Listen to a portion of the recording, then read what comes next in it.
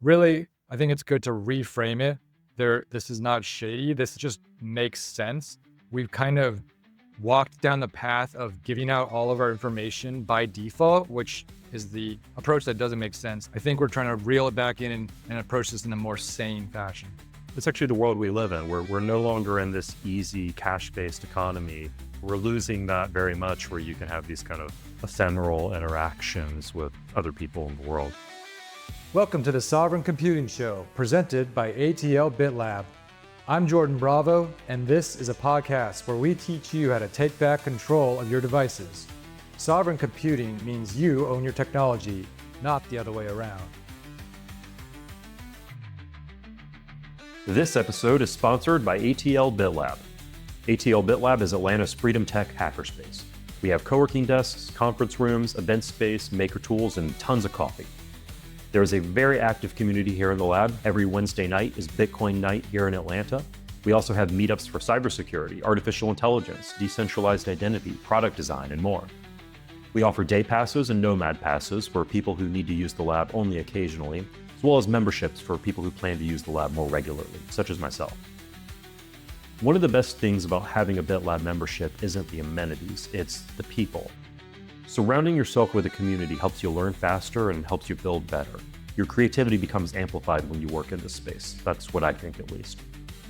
If you're interested in becoming a member or supporting the space, please visit us at atlbitlab.com.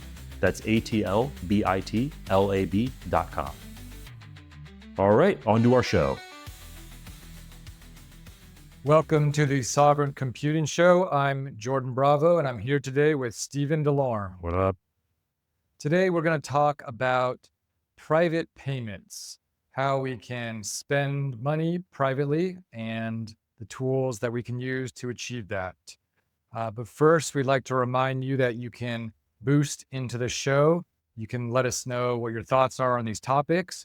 If you'd like to hear any other topics, or you have any comments on what we're talking about, you can do that with either Fountain FM as your podcast 2.0 app, or you can go to atlbitlab.com/podcast and you can send us a message there. All right, let's get into it. All right. So the first thing I think we should talk about when we're thinking of how we can pay privately is we can use Bitcoin. Bitcoin is a much better payment system when used in a private manner. And as huge fans of Bitcoin and Lightning on Bitcoin, that's going to be my preferred method of paying whenever possible. However, we know that we do not yet live in the glorious hyper Bitcoinized future that we all yearn for. And so today, in this world of dirty, dirty fiat, how do we pay with fiat and pay more privately with fiat, which most of the time is going to have our name attached, and it's going to have a bunch of KYC, that's know your customer regulations attached to it. And that typically involves us doxing our information, such as our name, driver's license, or government ID of some sort, as well as a bank account and that kind of information. So first, let's talk about Bitcoin and how we can use Bitcoin to spend more privately. It is possible to use Bitcoin in a non-private manner. The most obvious example would be if I buy Bitcoin in a KYC manner from a typical exchange. That could be something like Coinbase, but it could also be something like Strike or Swan. And that Bitcoin is purchased, and if that's an on-chain UTXO, that's going to be associated with my identity. And so there's a record of that. By law, any company that's going to be selling you Bitcoin is going to have to keep a record of that. So if you were to just spend that somewhere, you're going to be achieving some privacy. I think it's still better than linking it to a bank account, depending on the manner in which you're spending it. But at the same time, if somebody wanted to go back and trace that, they could link that to you. Any thoughts there, Stephen?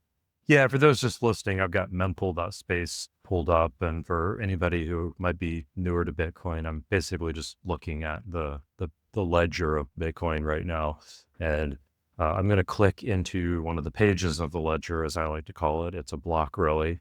And I'm going to go through and I'm going to just look at all the transactions, and I'm going to see that this address right here, BC1QRYHG, so on and so on, sends 2.56 Bitcoin to BC1QDK. And, they also sent some to another address down here.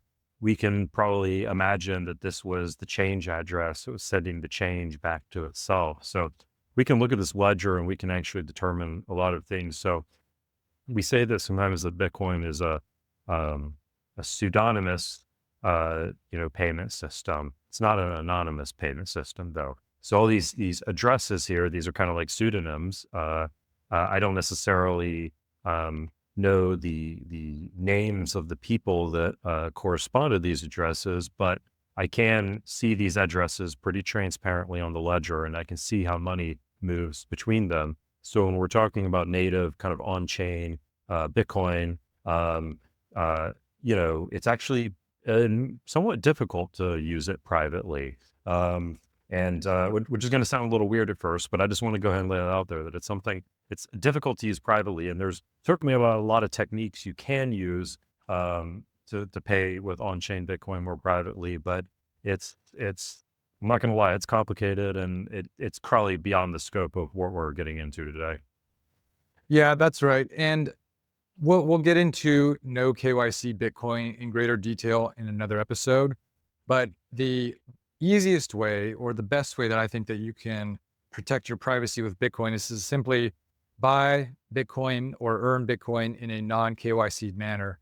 And I'll just give a teaser for when we get to that topic in detail.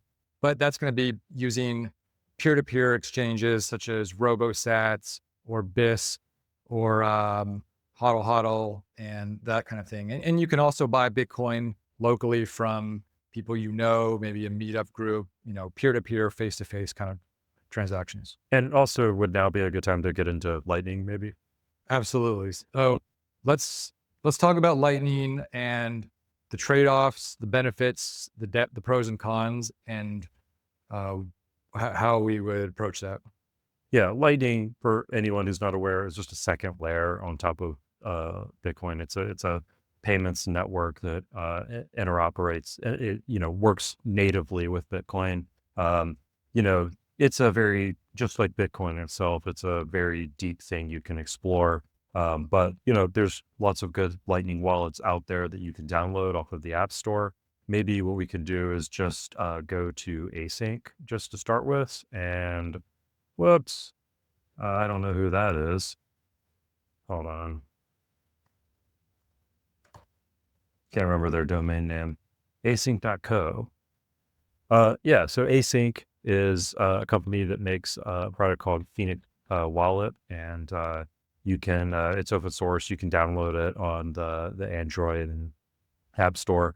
It's pretty good Lightning wallet to start with. It's kind of well regarded in the community, and without getting too deep into the how Lightning works, I would say that in its current form, Lightning typically offers pretty good sender privacy. It doesn't always offer the best recipient privacy. But in terms of just being a sender and being able to pay someone without the recipient being able to figure out what your Lightning pub key is, it's pretty good in that regard. So again, there's always edge cases. There's always things that go wrong. But in general, my kind of rule of thumb is if you're going to pay somebody with Bitcoin, if you're going to pay them with a Lightning wallet, that's going to be a lot more private, typically more so than the on-chain wallet. That's right. And I think it's a good use case for what we're talking about today, because we're mostly talking about how can we spend our money privately, right? Like whether it's purchasing online or from an in-person merchant. So Lightning is a great tool in the toolbox. I did want to point out that I think Phoenix, they no longer offer their app to US customers in the Google Play Store or the App Store. And I think this is in reaction to the chilling effect in 2023 was I think 2024. In the past year or so, we had several Lightning and Bitcoin companies pull out of the US because of um, the legal proceedings going on around Samurai Wallet and Tornado Cash, I believe. There's also Breeze Wallet you can try. There's a lot of Lightning wallets out there. So, just look for Bitcoin Lightning wallets. Actually, that might be a good place to highlight. There's Zeus Wallet. How could I forget Zeus Wallet?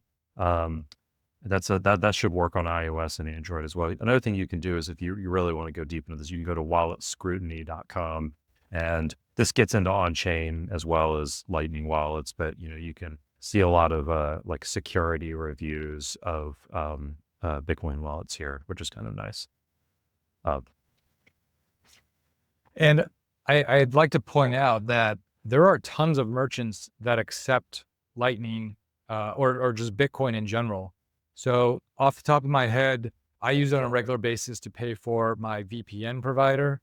I know, so iVPN and Moldad, they're both great VPNs that accept Bitcoin as payment. Do you know if Proton VPN accepts it? It wouldn't surprise me if they did. So Proton does have their own Bitcoin wallet now, but I'm not sure if they've started like accepting it for their services or not. I know that some domain name providers, I use Namecheap and they accept Bitcoin. And we'll talk more about that in a future episode of how to privately buy a domain name. But I've used that many times and it's great. It might also be worth getting into the idea of like why we would want to pay privately, or I shouldn't say that. Maybe I should say trying to like limit the scope of what we're trying to do here, because I think the idea of privacy can feel a little bit overwhelming, particularly when we start talking about things like, using services that are KYC free and how to get Bitcoin, in a KYC free manner. That can feel a little bit intimidating sometimes. And one thing I think that is just good to think about is that a really great place to place to start with payment privacy, I think, is just trying to obscure your identity or sensitive information from the people that you're purchasing from. And that sounds like, okay, well, I'm doing business with them. It sounds a little bit distrustful. Why do I want to hide my identity from them? But a lot of times you're not necessarily doing business directly with people who are your friends. You're doing business with, a business who might have employees who work there who are not your friends, who you don't want, knowing where you live or what your credit card number is, or something like that. I remember there was a rumor back in high school that there was this girl who could memorize credit, like have photographic memories, and worked at a pizza place and would just like memorize people's credit card numbers and stuff like that by looking at them. I don't know if it was true or not, but it sets the idea that like every time you expose your payment information to somebody at a business, you run the risk that like, a bad guy at the business intercepts your information. And then when you get onto the web, and you're not even directly talking to a human being that you're doing business with, you're just ordering something from some store on the web. Do you really want every single website you've bought something from to know your home address, know your credit card information, know your email, know your phone number, all that kind of stuff? And so in that regard, just limiting your payment info from being in the hands of the people that you're doing business with can be a huge like kind of privacy and personal security boost. Yeah, I want to expand upon the problems with using your normal everyday ways of payment with your credit card or debit card and the problems there. First of all, the whether or not it was true that that girl or woman could memorize credit card number, even if you don't have that ability, we know that scammers will, like somebody who's working at a restaurant, you hand them your credit card, they can swipe it through a device called a skimmer. And it's meant to look like a regular credit card swiping machine. But really what it's doing is it's recording all of the data from the card. And then they use that and go and spend and use it for fraud. So even if this is actually pretty common, even if you don't have an incredible memory. Another problem is buying things online. Like you said, maybe there's a malicious employee, but they could just be incompetent. Maybe they have the best of intentions, but do they really have the best IT cybersecurity practices? Is their database locked down? Are they unhackable? And the answer, of course, is no. And so a lot of merchants do get hacked, and their customer database with all of the credit card information of all their customers gets hacked. And then that's on the dark web or, sold to the highest bidder. Um, the other problem is that even if a company does not get hacked, and even if they have employees that are not malicious, they might just do some kind of, let's say, less than ethical business practices. For example, how many times have you had a reoccurring payment and suddenly you notice that they raised the price on you? Yeah. You didn't even notice. Maybe it's been several months and you go, hey, when did they double my subscription fee? Or when did, I thought I was getting a low price, but it turns out that was just a teaser rate and they bumped it up and now they've been charging me every month and I didn't even realize it. So that's a problem. The other problem is maybe you intended to cancel something and you just forgot and they were quietly charging you in the background and you didn't notice. So all of these are reasons that you might not want to use your real credit card number, your real debit card number, and your real personal information. So especially I want to dive a little more into what you said about how it can feel shady that you're not giving your real information to these merchants. But it really doesn't make sense when you're interacting with a site that is serving, let's say millions of customers. Let's say they're a giant merchant and they're delivering something to you digitally, let's say to your email. There is no reason that they need to know your real name, your real address, and your real phone number. Like, it's just completely unnecessary to their business model, to your enjoyment or receiving of that product that they're giving you. And in fact, it's adding liability to them. If you were to ask them, they would probably say, yeah, we would prefer not to have that data if we don't need it, because that's less of a chance that we get hacked or has some kind of liability on our part. So really, I think it's good to reframe it. This is not shady. This is just makes sense. We've kind of walked down the path of giving out all of our information by default, which in my opinion is the approach that doesn't make sense. So I think we're trying to reel it back in and approach this in a more sane fashion. Yeah, it's like kind of just like imagine if like your grandfather or something like that, back when like 60 years ago or something is like buying a hot dog and like the person, asks for all this personal information, like how would he react? It's like, I was going to hand you $1 bill to pay for the hot dog and now you're asking me where I live. Like, what the hell's wrong with you? Like, that might be their reaction, right? Nowadays, though, we might buy a hot dog over, DoorDash or whatever. We might be doxing all this personal information over a hot dog, like every single day. That's the world we change in as live. So while it might sound at first like, oh, wow, that's a really paranoid worldview. It's like, no, it's actually the world we live in where we're no longer in this easy cash-based economy. We're losing that very much where you can have these kind of ephemeral interactions with other people in the world. Yeah, exactly. And I would like to push a new social norm, which is private by default. And if the company the person at the Starbucks counter or whatever, when they ask for my phone number, I don't launch into a whole spiel and give them a sovereign computing episode on the spot about why society, asks for too much information. Instead, I just give them a fake phone number. I mean, 99%, or I say, no, thank you.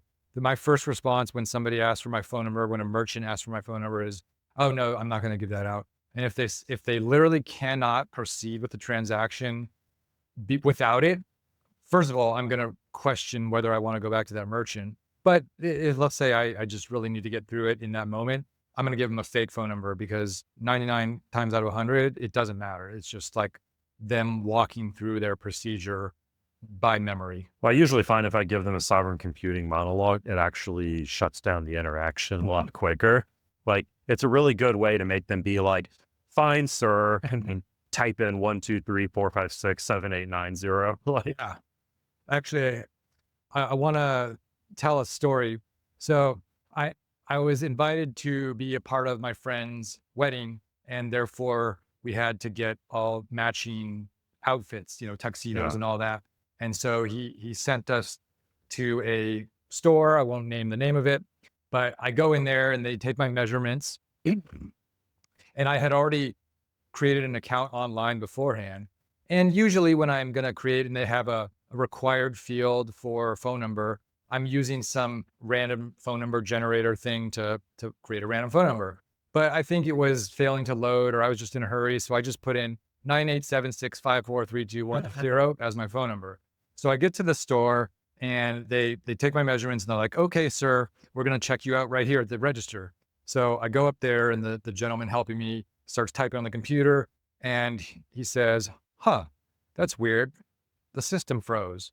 Oh, well, I'll try it on this other register over here. So he says, come on over here. So we go to the other register and he types in info and he says, huh, that's weird. This one's frozen too. So he goes to another employee and he says, can I try your terminal? And he tries to bring up my information and lo and behold, it's frozen. So he says to me, I'm sorry, sir. Looks like we're having some IT issues with our system. Let me call the IT professional and get this straightened out. So after waiting for a ridiculously long time, he comes to me and he says, I'm really sorry about the wait, sir.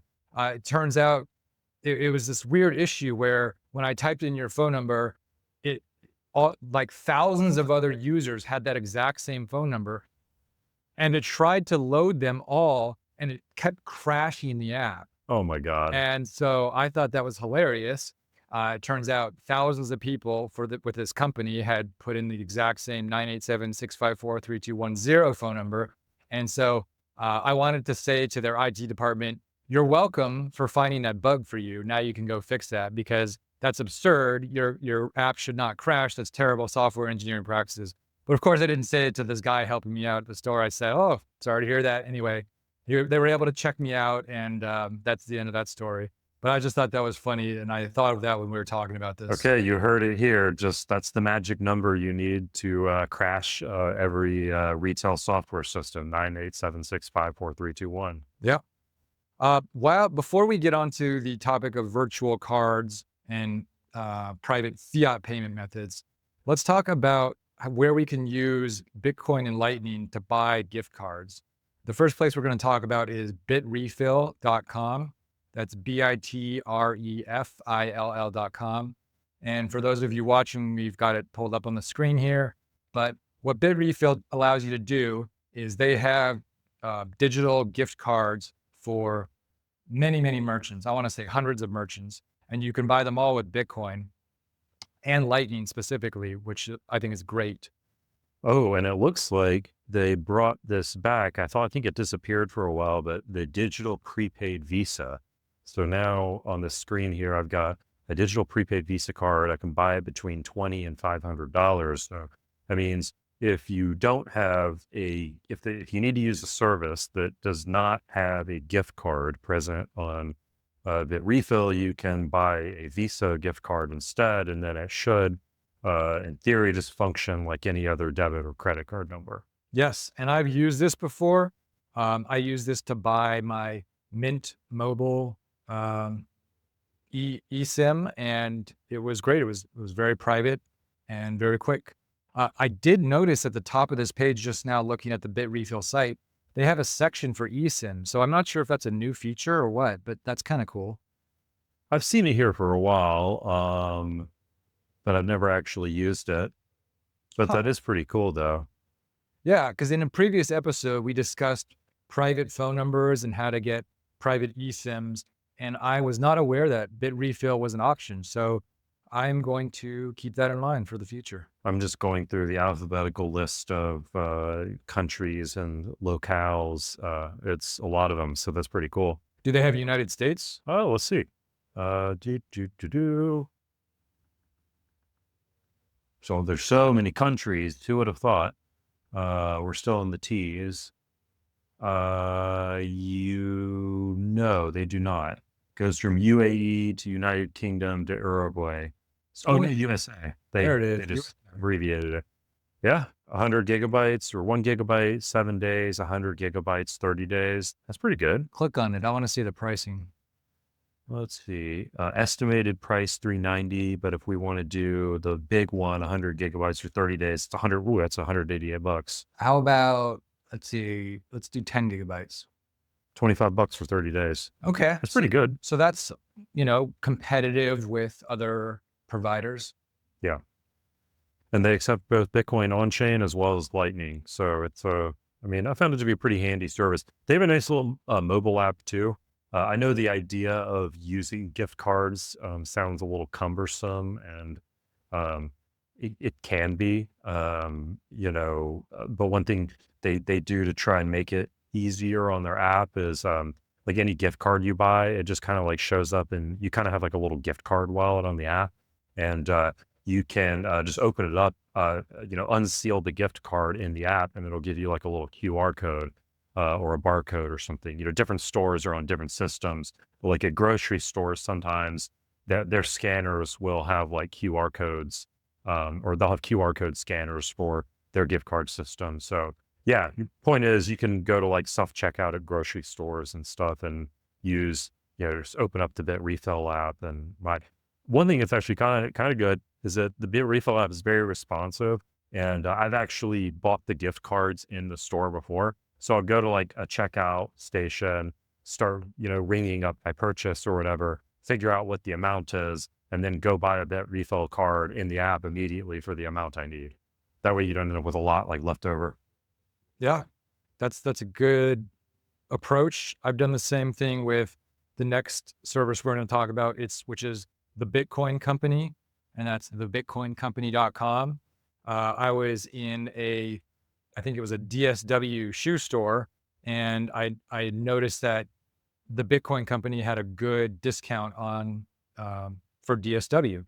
So I was at the register, I pulled it up, I used some Bitcoin to buy my DSW gift card, and I paid for it right there, and it worked out great. Oh, and apparently they now have a money transmission service as well. Send pesos to Mexico and send real to Brazil. Huh, interesting. Yeah, no, I haven't used this one nearly as much. I remember trying this app out, like when it was like brand new. Maybe it was even in beta still. I can't remember. It's been a bit, but it's good to know it's still around and it's working out there in the world. Cool. Any other thoughts on Bitcoin and or Lightning? No, I don't think so. I mean, that's the basic gist is, if you need to pay in Bitcoin, try to use Lightning because it's more private. And, of course, it's always easiest if the vendor directly accepts a Lightning payment. And if they, don't, then you can use the Bitcoin company and BitRefill to fill that gap for you. So I think that probably about covers it. And shout out to silent.link, which is in our previous episode where we talked about private phone numbers and private mobile data. They are a eSIM provider and they accept Bitcoin and Lightning. All right, let's move on now to, instead of using Bitcoin and Lightning, how do we pay at sites that only accept US dollars, let's say, because we're in the US. So this is going to be a US centric show because that's really all I have experience with. So feel free to correct us if we get anything wrong that doesn't apply to other countries. But in any case, in the US, I think an absolutely great tool to use is privacy.com. They are also known as Pay with Privacy. But if you go to privacy.com, and you can sign up for a free account.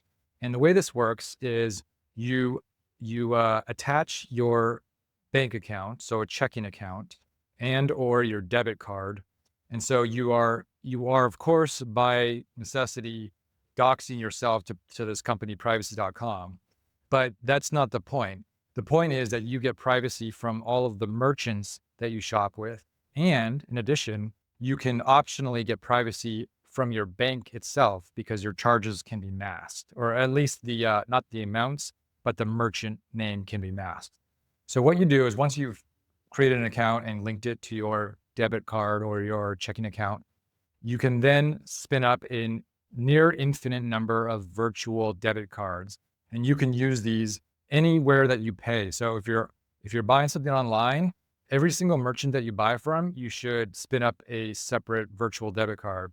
And to make this process easier, there is a browser extension that Privacy has and they have a mobile app for Android and iOS. And so what that would look like is I'm at a site where I've never used it before, or I've never bought from before. I'm just going to throw out the name of a big retailer that everybody might know. Let's say Walmart. Let's say I'm going to Walmart.com and I'm buying something. The first time that I'm buying something there, going to create. I'm going to click on my privacy.com extension button. It's going to spin up a new cart for me. It's going to assign it to Walmart, and then I have full control over that card. So one, I can see the purchases. Two, Walmart is not going to know my personal information, because when I'm at the payment page for Walmart and they ask like, what is your name, your credit card number or your debit card number, expiration date, et cetera, and I'm blanking on the other things that you need, your 3-digit code and your address. So the only thing that has to be real, quote unquote, number that you're getting from your virtual card is the card number, the expiration date, and the security code, the 3-digit security code. The rest, it can be anything, literally anything. You could put Harry Potter as the name and 123 Hogwarts Street as the address, and it doesn't matter because it's actually not checking that on the back end. So what I do is I just spin up a random, I use a site called FauxID, that's FAUXID.com, but really just do a search for random name generator or random user profile generator if you don't want to try and make something up on your own. But anyway, getting back to privacy. So what that does is it masks your personal data from the merchant. And then going forward, you can pause that card. You can close that card down. You can even set a recurring spend limit. So you could say, I only want Walmart. Let's say I'm getting some subscription from Walmart. I can't think of one off the top of my head, but maybe this is my Netflix subscription or something. You can say, I only want this merchant to be able to charge me $5 a month. And then if they ever try to charge me $5.01 or $6 a month, it would block it. And I would see a notification that they tried to do that. So that's really cool. That can give you a lot of control there. Anything to add on that? I love the service. It's really great. Yeah, it's very easy to use. And actually, one time, well, I don't know if I should say this, but here goes. So one time, I know you bought something from one of my web stores, and I was really confused because I was trying to figure out who it was, and it worked. I mean, it could I had Stripe hooked up as the credit card processor on my store, and just drilling into going through beyond just the back end of the web store into the Stripe back end, the amount of information I could figure out about this cardholder was basically nothing. I just had a guess at one point. I was like, maybe that's Jordan. I went and asked you. But no, I mean, I couldn't figure out anything. That's great to hear from the merchant's point of view, what you are able to see. So the other thing that you can do, we talked about how you can mask information from the merchant. The other thing that you can do is mask information from your bank. Normally, by default, your transactions will show up in your checking account or on your debit card as the actual merchant name. But there's a simple box that you can tick in your privacy.com settings that says private purchases or mask my purchases. And what that does is any purchase made with that enabled on your bank account statement or your debit card statement, it will just show PWP, like pay with privacy. And that's all they can see. They can see the amount, of course, but they won't be able to see the merchant. So you get privacy on both ends of the spectrum there. Yeah, it's pretty handy. Again, one of the things that's always complicated about these things is that, we create these parties. We have to, these third parties that we have to trust. So it's like, well, instead of trusting the bank with that, we trust privacy.com with that. But it's a kind of threat I'm personally willing to deal with.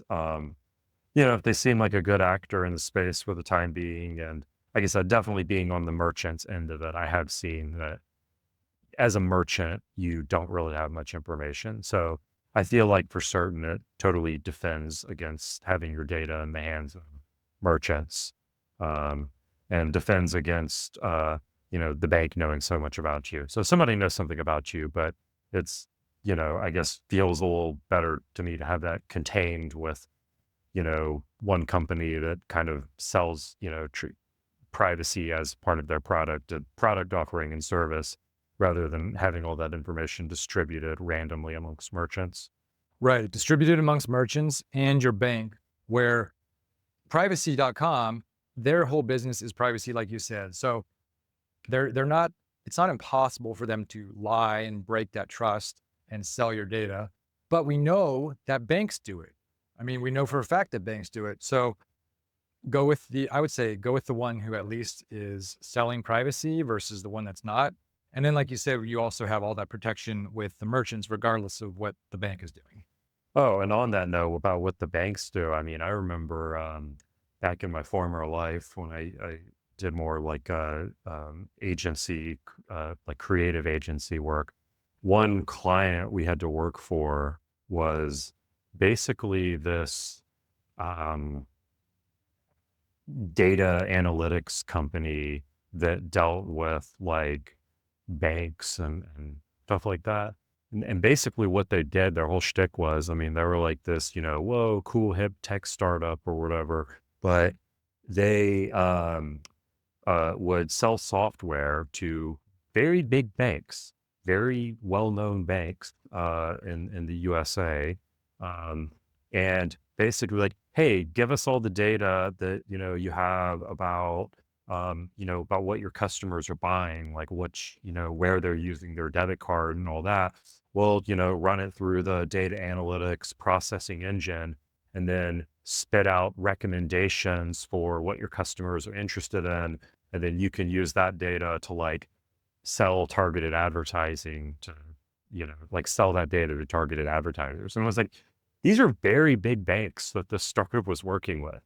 It was like, it was a little bit spooky. So I'm glad I don't have to work on that stuff anymore, but it's very real. Like the banks are like already out there, like selling your data to third party companies. It's like, well, how could they do that, Steven? That sounds like tinfoil hat talk. Well, no, it's buried in 100 pages of terms of service that no human being has the time to read. Yeah. Uh, Or the ability, unless you are a lawyer or legal expert. yeah. Okay, we've talked about the features of privacy.com. Let's talk about the price, and then we'll talk about the downsides. So we're on their pricing page now, and the personal account is free. It's $0. I've been using that for a couple of years now, and I've never hit the limits of it. They say you can create up to 12 new cards per month, which seems like a lot to me for the average person. And there's zero fee on it unless you're doing foreign transactions. But I've never hit that limit. And I think the paid accounts are targeted more at businesses. So if I have a business, instead of traditionally, you might have to give a company credit card or a company debit card to your employees to be able to expense things. Instead, you can have a privacy.com Hmm. enterprise account or business account, and it's handy for categorizing spending and budgeting and expenses. So that's what it seems to me that they're targeting.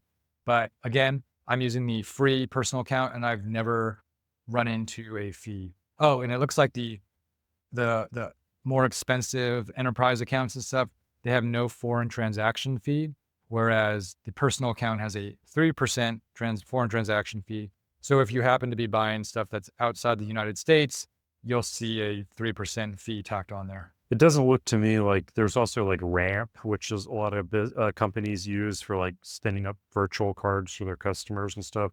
It doesn't look like this one's nearly as feature rich as something like Ramp, but I mean, I agree. You certainly could use it, especially if it was a small business. You could, make stuff. I think another thing too is with the Plus plan, it's like it's got this like category locked cards features, which I think the idea with that would be like, I don't know, if you buy computer parts from Newegg and Micro Center and, a handful of other websites, maybe instead of, generating a card for every single site you go to, you want to just be like, we have a budget of $500 per month for computer doodads.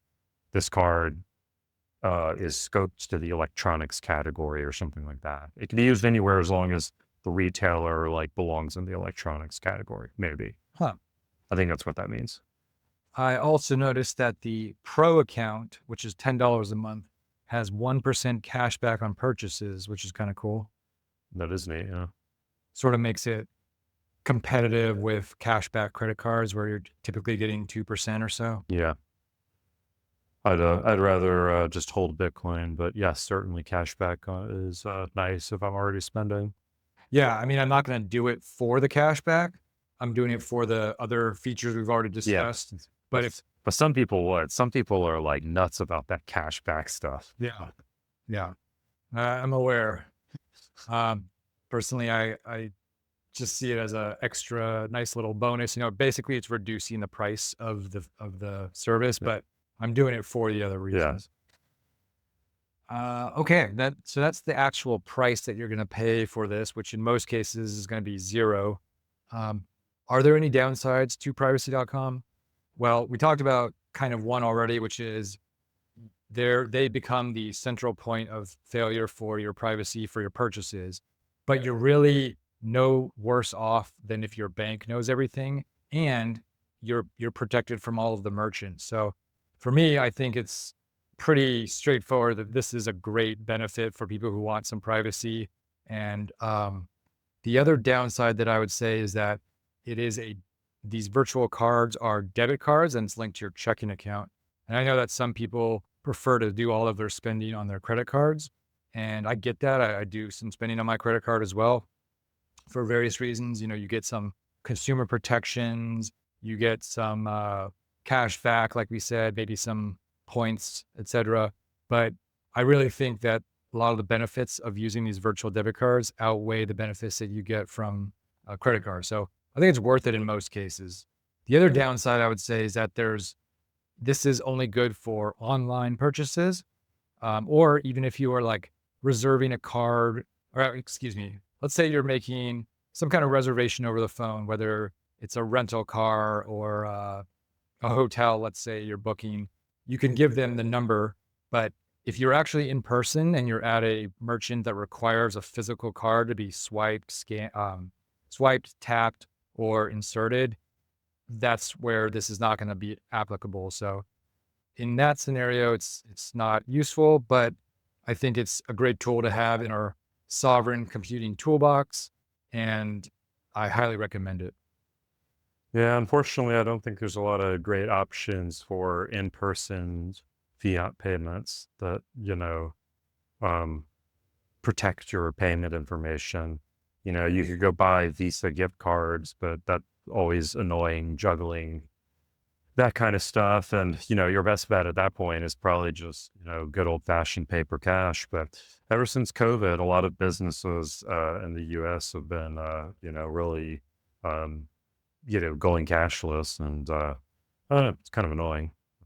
Yeah, it would be nice if I've used vanilla Visa gift cards in person plenty of times, and it is a hassle. That's why I don't do it on a regular basis. But if I could have some kind of reloadable gift card that I could get in a private manner, that would be ideal. And I would use that wherever I could in person. All right, let's move on to our boosts. Okay, let's get over there. So I think we had, well, one also, maybe we should from the last episode. I think we forgot to mention this on the last one, but I'll say um, a shout out to we had El Ray, I think was their name. The web interface is a little weird on Found, but did some streaming SaaS last time. So thanks for the streaming sats, El Ray. There's no message attached. In terms of boost, we have this one. Is your web browser spying on you? This was from the previous episode, episode 7, and we have a boost right up here. All right. Justin Nakamoto-san boosts in with 3,000 sats and says relevant. And he gives us a link to a Wikipedia page called Four Horsemen of the Infocalypse or Infocalypse. Okay, let's pull this one up. The Four Horsemen of the Infocalypse refers to those who use the internet to facilitate crime or pejoratively to rhetorical approaches evoking such criminals. The phrase is a play on Four Horsemen of the Apocalypse. There is not a universally agreed definition of who the horsemen are. Terrorists, pedophiles / child molesters, organized crime like drug dealers, intellectual property pirates, and money launderers are cited commonly. One of the most famous definitions is in the Cyphernomicon by the cypherpunk writer and engineer Tim May, which states 8.3 FR, like so many other computer hacker items, as a tool for the four horsemen, drug dealers, money launderers, terrorists, and pedophiles. What limits on the net are being proposed? Newspapers are complaining about the four horsemen of the Infocalypse: terrorists, pedophiles, drug dealers, and money launderers. See, I've never heard of this term before, the four horsemen of the Infocalypse. Interesting. Okay, so for some context, for people who didn't hear the episode that Justin was boosting on, we had talked about how the FBI wanted to backdoor encryption, and they were invoking what we now know is called the Four Horsemen of the Infocalypse: the terrorists, pedophiles, drug dealers, and money launderers. So it's kind of a trope, I would say, at this point, and now we know that it has a name.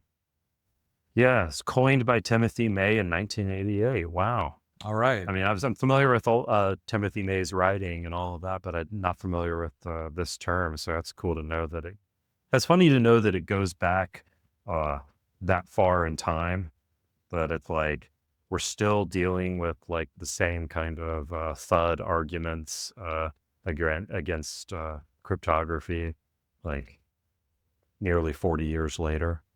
Yep, that's right. And it's good to see that these things are repeated because it's these same old tired arguments that are debunked.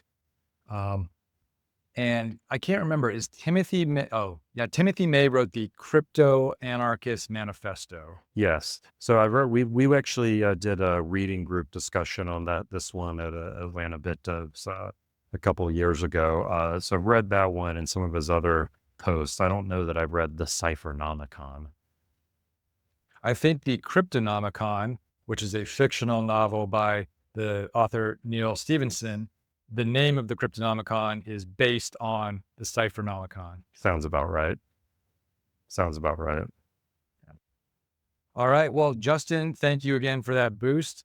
If you want to boost in, if any of you listening or watching want to boost in, again, you can go to fountain.fm or download the Fountain app on your iOS or Android device, and you add some sats to your wallet, and then you can boost in on any episode. You don't have to be listening live.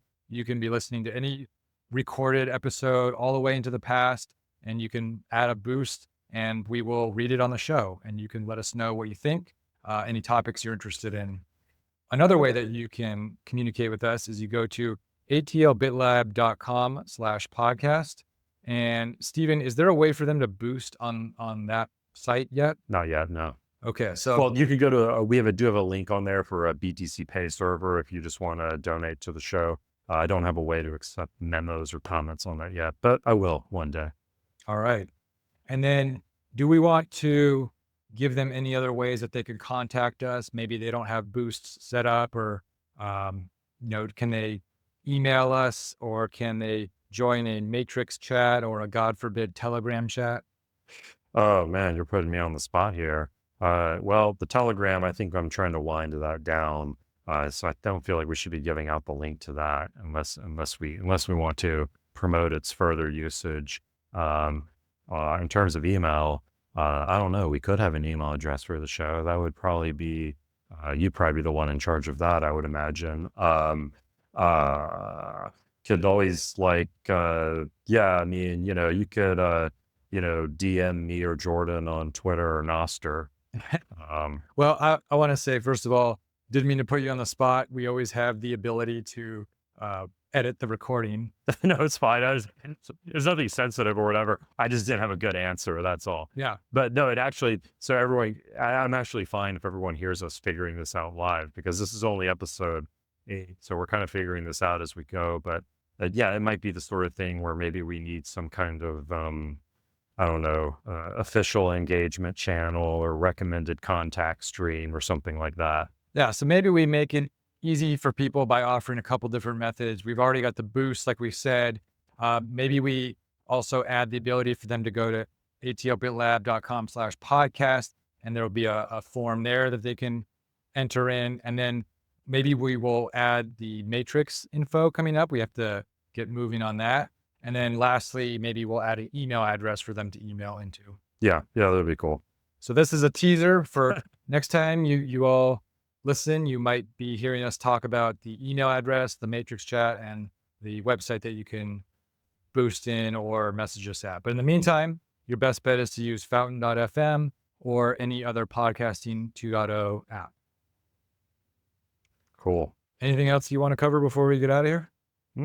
I think I'm good. All right, everybody. Thanks a lot, and we'll see you next time. Later. Hey, thanks for listening. I hope you enjoyed this episode.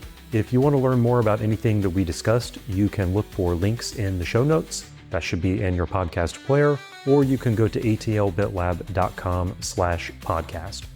On a final note, if you found this information useful and you want to help support us, you can always send us a tip in Bitcoin. Your support really helps it so that we can keep bringing you content like this. All right, catch you later.